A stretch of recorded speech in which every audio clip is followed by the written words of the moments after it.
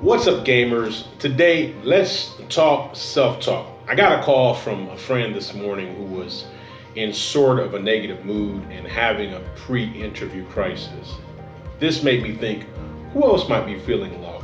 And are you feeling down about something today? Has the world or your circumstances been beating you up and causing you to negatively self talk yourself?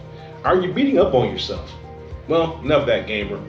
You are so important. So, in today's talk, let's discuss how to end negative self talk and reinvent your self image. Give me about 16 minutes of your time to encourage you and to give you some pointers on how to not do negative self talk.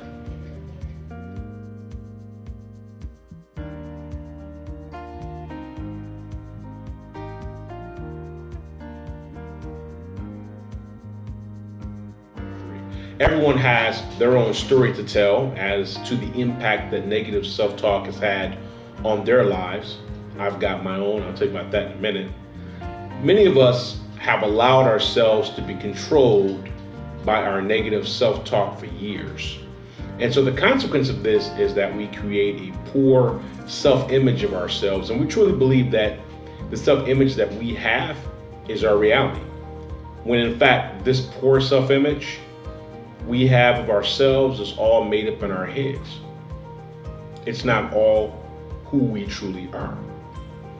And there is no magic formula to turning your life around. If it were that easy, then everyone would be choosing to live his or her life to the fullest. I would be balling out of control.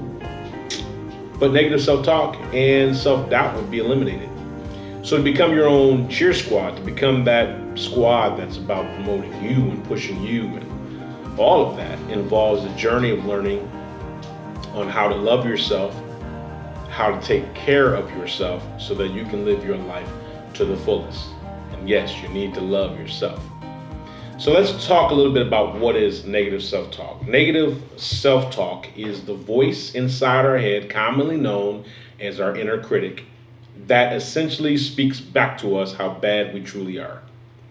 So a great inner critic will convince us to truly believe that we are bad, that we are dumb, that we are ugly, that we are fat, that we are skinny, terrible, terrible gamer, useless, quirky, a failure. Your negative self-talk limits your ability to believe in yourself and in your ability to reach your true potential. And I like to say that potential is not what has already been done. What I mean by that is if you know how to drive a car, you no longer have the potential to drive a car. But if you're just learning how to drive a car, if you want to learn how to drive a car, then you have the potential to drive a car. Any negative thought that questions you, your confidence, your ability to make positive changes in your life is a sign that your inner critic is at work. So listening to and believing what your inner critic tells you can not only be stressful, but it can prevent you from living your life to your fullest potential. When you do achieve a more positive view of your self-belief, your confidence, and your resilience, all of that will grow as a result of your life becoming more fulfilled and happier. So let's talk about what causes negative talk. Go back into the psychology world a little bit and dabble in a little psychology jibber jabber.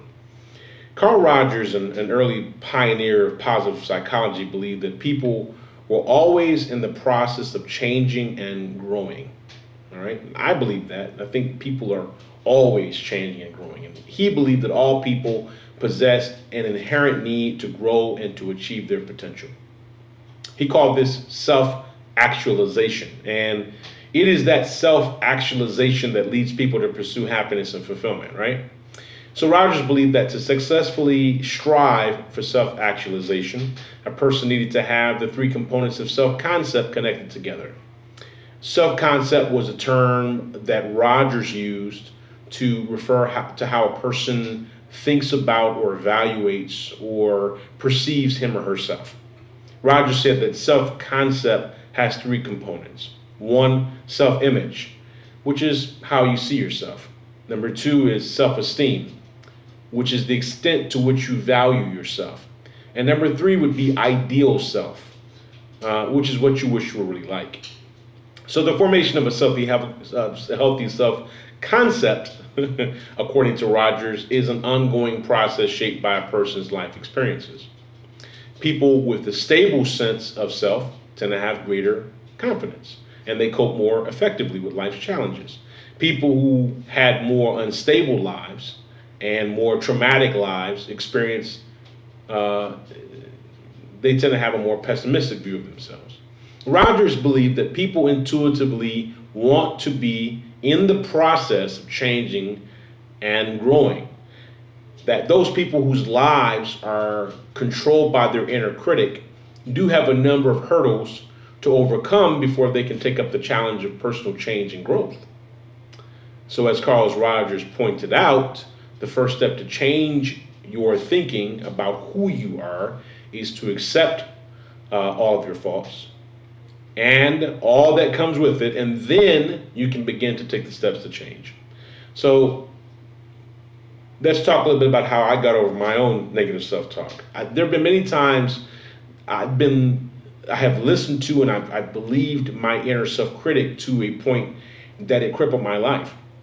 I have had a number of failed businesses. I've been fired from 2 jobs in less than 18 months, no doubt.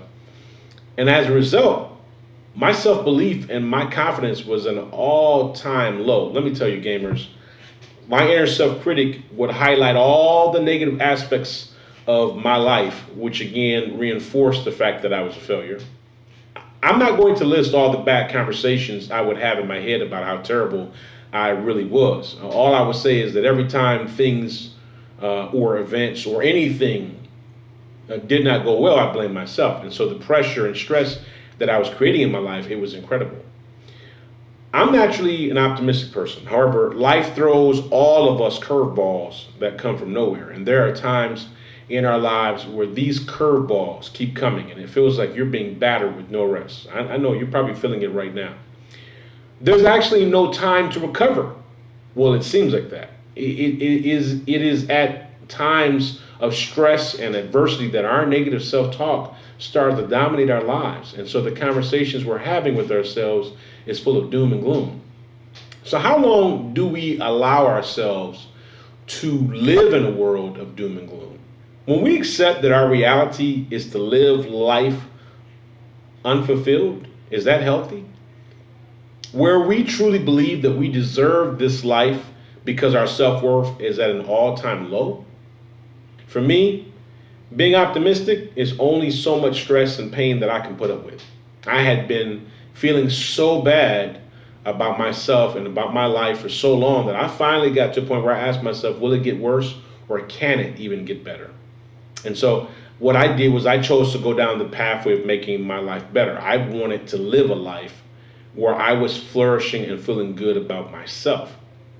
So what I did to reinvent my self-image, there were 3 critical steps that I took to manage my inner self-critic so that I had more control over my life.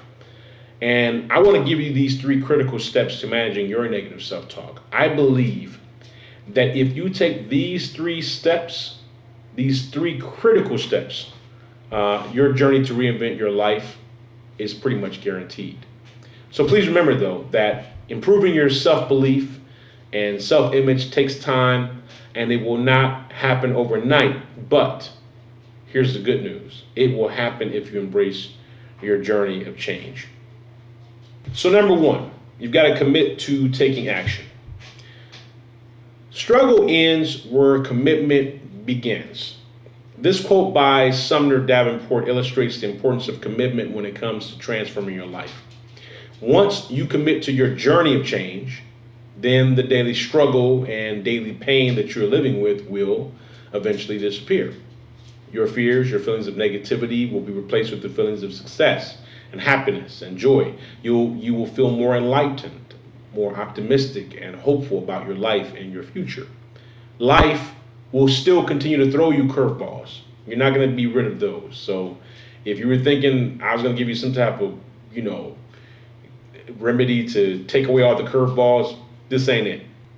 But you will have more of an ability to be resilient and have greater ability to navigate your way through the challenges that life deals to you. For me, I decided that I had enough of living my life controlled by my fears and my self doubt. I felt I was paralyzed and too scared to take action. That's when I took action and made the decision that I was going to change the way I lived my life. I didn't know, but I knew that I didn't want to live controlled by my fears. I knew that I didn't want to live controlled by negative thinking anymore. I found this quote and I wrote it down and then I stuck it on my wall. And this was the first step I took to committing to change the way I lived my life. Every morning, I would look at this quote that I'm about to give you right now and I would say to myself, today is going to be a great day, and I am truly grateful for the opportunities that are going to come my way.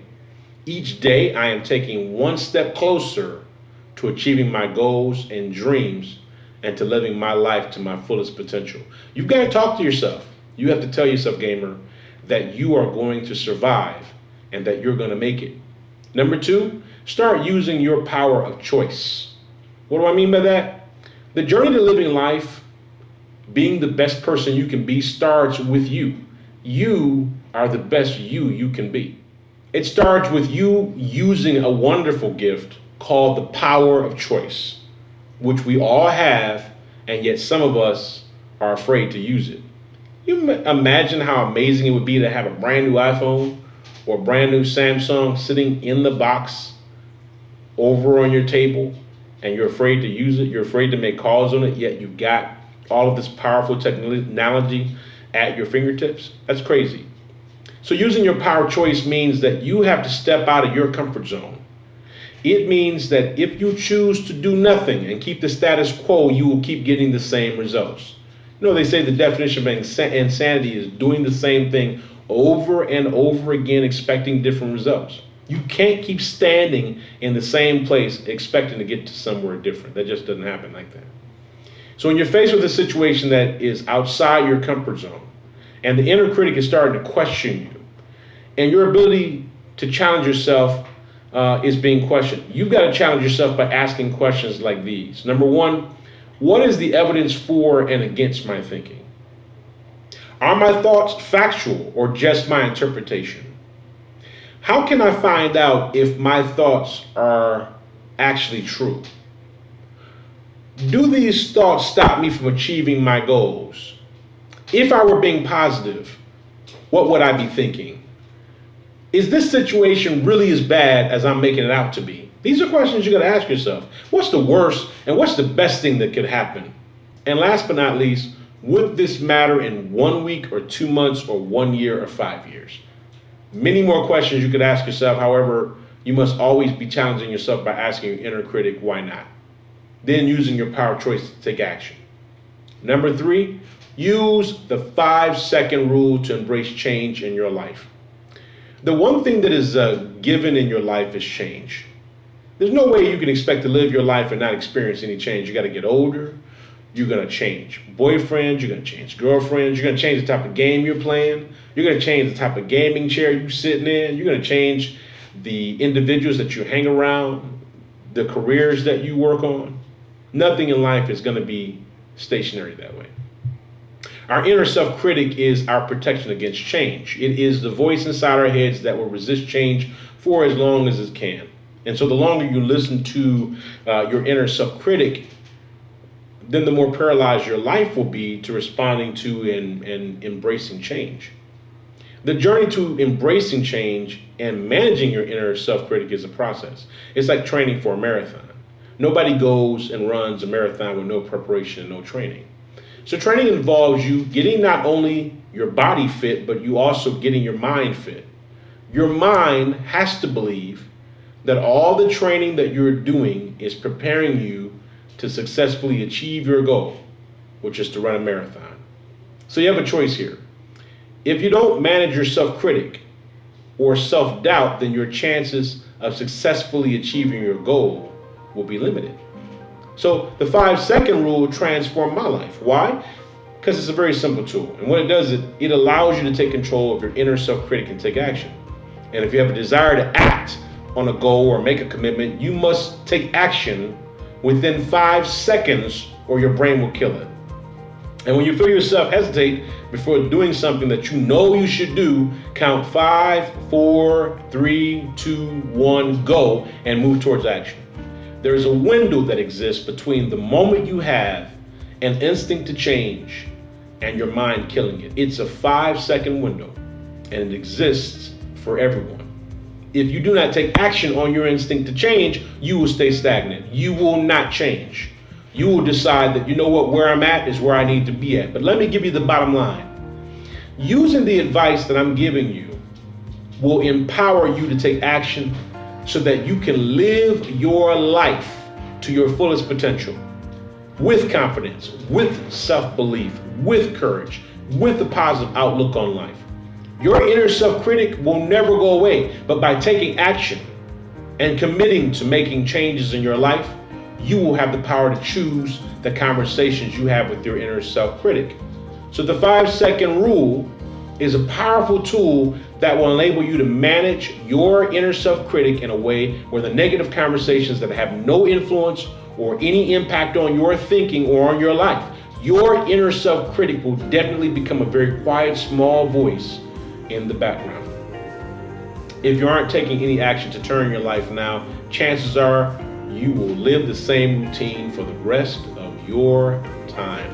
So maybe life is uncertain for you now, but you are capable to take back control of your life.